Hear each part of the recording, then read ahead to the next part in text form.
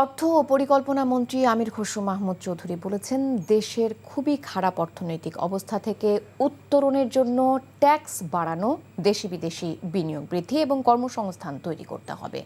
এছাড়াও ঘুষ, দুর্নীতি, মাদক ও চাঁদাবাজি নিয়ন্ত্রণে সরকার কঠোর অবস্থানে থাকবে বলে জানান মন্ত্রীরা। ওয়ালিউল্লাহ ওলির ডেস্ক রিপোর্ট। চট্টগ্রাম মহানগরীতে হাসপাতাল নির্মাণের জন্য সম্ভাব্য জায়গা পরিদর্শনকালে অর্থ ও পরিকল্পনা মন্ত্রী আমির খসরু মাহমুদ চৌধুরী বলেছেন, আগামী বাজেটে কর্মসংস্থান এবং বিনিয়োগ বাড়ানোর জন্য সম্ভাব্য সবকিছু করবে সরকার। ট্যাক্স বাড়ানোর মাধ্যমে যে ইনভেস্টমেন্ট বাড়াতে হবে, দেশের ভিতরে দেশের বাইরে ইনভেস্টমেন্ট বাড়াতে হবে, এর মাধ্যমেই তো একমাত্র আপনি ট্যাক্স জিডিপি বাড়ানো যাবে এবং কর্মসংস্থান, যেটা আমাদের আরেকটা প্রোগ্রাম বিএনপির নির্বাচনী প্রোগ্রামের মধ্যে কর্মসংস্থান একটা বড় প্রোগ্রাম। সুতরাং ইনভেস্টমেন্ট, বিনিয়োগ না হলে তো ইনভেস্টমেন্ট না হলে তো কর্মসংস্থান করতে হবে।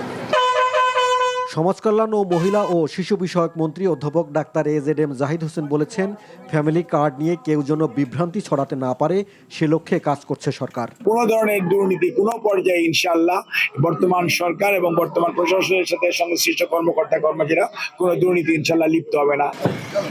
শিক্ষামন্ত্রী আ.ন.ম এহসানুল হক মিলন বলেছেন, শিক্ষকতার বাইরে কারো অন্য পেশা থাকলে সে বিষয়ে তদন্ত হবে। চাঁদপুরের কচুয়া উপজেলা পরিষদে মাসিক সমন্বয় সভা এবং আইন শৃঙ্খলা কমিটির সভা শেষে তিনি সাংবাদিকদের এসব কথা বলেন।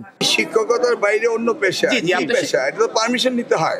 আপনি যদি সিনসিয়ারলি অনেস্টলি রিপোর্টিং করতে থাকেন, আমরা সেই রিপোর্টিংগুলি দেখে দেখে ব্যবস্থা নেব। অবাধ তথ্য প্রবাহ ঠিক রাখার মাধ্যমে সরকারের জবাবদিহিতা নিশ্চিত করা হবে বলে জানিয়েছেন তথ্যমন্ত্রী জহিরুদ্দিন স্বপন। বরিশাল সার্কিট হাউসে জেলা পর্যায়ের সরকারি কর্মকর্তাদের নিয়ে সভা শেষে সাংবাদিকদের প্রশ্নের জবাবে তিনি এসব কথা জানান। জনগণের কাছে তথ্যের একটা অবাধ সরবরাহ নিশ্চিত করা এবং সাংবাদিকদের সঙ্গে বা সংশ্লিষ্ট সকল অংশীদারদের মতামতের ভিত্তিতেই আমরা একটা জবাবদিহিতার পরিধি প্রথমে নির্ধারণ করব। ভূমিখাতের সমস্যা ও অনিয়ম দূর করতে উন্নত দেশের মতো ওয়ান স্টপ সার্ভিস চালু করা হবে বলে জানিয়েছেন ভূমিমন্ত্রী মিজানুর রহমান মিনু। রাজশাহী নগরীর পদ্মা কমিউনিটি সেন্টারে নেতাকর্মীদের সাথে মতবিনিময় শেষে তিনি এসব কথা বলেন। ভূমি মন্ত্রণালয় সম্বন্ধে বাংলাদেশের মানুষের কোনো ভালো কোনো ধারণা নেই।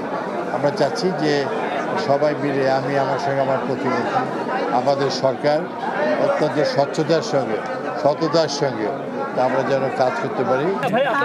3 পার্বত্য জেলায় সুষম উন্নয়ন হবে জানিয়ে পার্বত্য চট্টগ্রাম বিষয়ক মন্ত্রণালয়ের মন্ত্রী দীপেন দেওয়ান জানিয়েছেন, পার্বত্য চট্টগ্রামকে নিয়ে সরকার 180 দিনের কর্ম পরিকল্পনা সাজিয়েছে।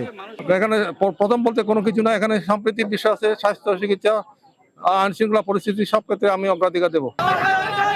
ঘুষ, দুর্নীতি, মাদক ও চাঁদাবাজি নিয়ন্ত্রণে সরকার জিরো টলারেন্স নীতিতে বিশ্বাস করে বলে জানিয়েছেন সংস্কৃতি মন্ত্রী নিতাই রায় চৌধুরী, পাট ও বস্ত্র প্রতিমন্ত্রী শরীফুল আলম এবং ভূমি প্রতিমন্ত্রী ব্যারিস্টার কায়সার কামাল।